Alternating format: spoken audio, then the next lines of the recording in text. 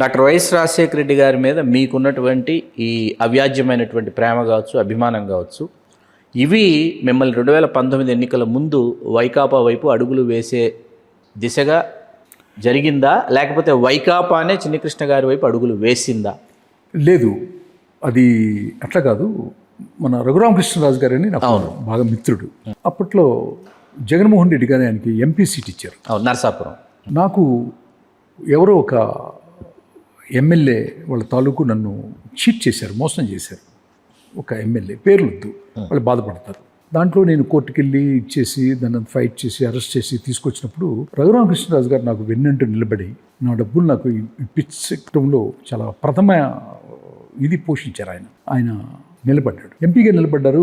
రణచిన్ని కృష్ణ గారు ఉన్నారు, నేను వాళ్ళ ఇంట్లోనే ఉన్నాను భీమవరంలో. ఆ యొక్క ఎంపీ కాన్స్టిట్యున్సీలో ఆయన తిరుగుతూ ఉండేవాడు. జగన్మోహన్ రెడ్డి గారు హెలికాప్టర్లో వచ్చి అప్పుడప్పుడు ఇది చేస్తూ ఉండేవాడు అనమాట. ఇప్పుడు ఆ ప్రచారంలో ఒక రోజు నేను కూడా ఈయనతో పాటు కారులో వెళ్ళినప్పుడు నేను కూడా ఉన్నాను బస్సులో ఉన్నప్పుడు నన్ను కూడా పిలిచి కండవా వేశారు నాకు. ఎవరు మన రఘురామకృష్ణరాజు గారు ఉండి చిన్ని కృష్ణ గారని మన రచయిత, సినిమా రచయిత అని జగన్ గారికి చెప్పటం, దాన్ని అందరికి వేస్తూ నాకు కూడా వేశారనమాట.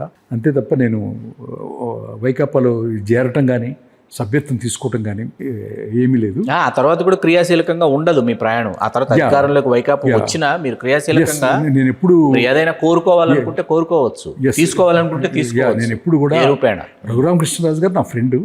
ఆయనకి ఎంపీ సీట్ ఇచ్చారు జగన్మోహన్ రెడ్డి గారు వైఎస్ఆర్సీపీలో. ఆయన మంచి మెజార్టీతో గెలిచాడు. అంతవరకే. ఆయనతో పాటు ఎంపీగా ఢిల్లీ వెళ్ళటం కానీ, ఆయనతో పాటు రాజకీయంగా పాల్గొనటం కానీ, జగన్మోహన్ రెడ్డి గారిని కలవాలనుకోవటం కానీ నేను ఎప్పుడూ చేయలేదు.